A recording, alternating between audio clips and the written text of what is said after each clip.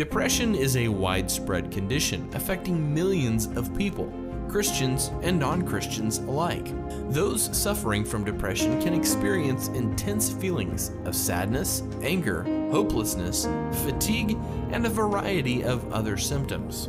They may begin to feel useless, even suicidal, losing interest in things and people that they once enjoyed. Depression is often triggered by life circumstances, such as a loss of job, a death of a loved one, divorce, or psychological problems such as abuse or low self-esteem. The Bible tells us to be filled with joy and praise, so God apparently intends for us all to live joyful lives.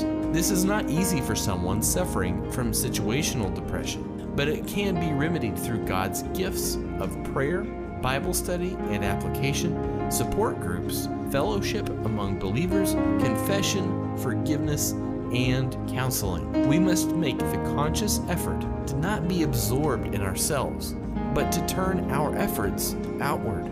Feelings of depression can often be solved when those suffering with depression move the focus from themselves to Christ and others.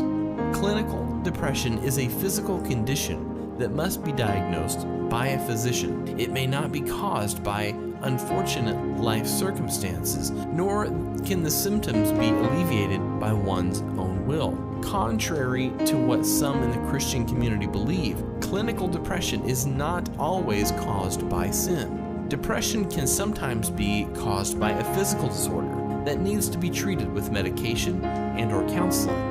Of course, God is able to cure any disease or disorder. However, in some cases, seeing a doctor for depression is no different than seeing a doctor for an injury.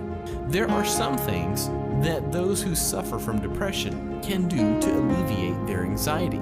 They should make sure that they are staying in the Word, even when they do not feel like it. Emotions can lead us astray, but God's Word stands firm and unchanging.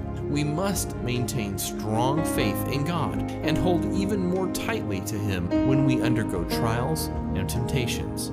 The Bible tells us that God will never allow temptations into our lives that are too much for us to handle. Although being depressed is not a sin, one is still accountable for the response to the affliction, including getting the professional help that is needed. Through Jesus, therefore, let us continually offer to God a sacrifice of praise, the fruit of lips that confess His name. That answers the question, what does the Bible say about depression?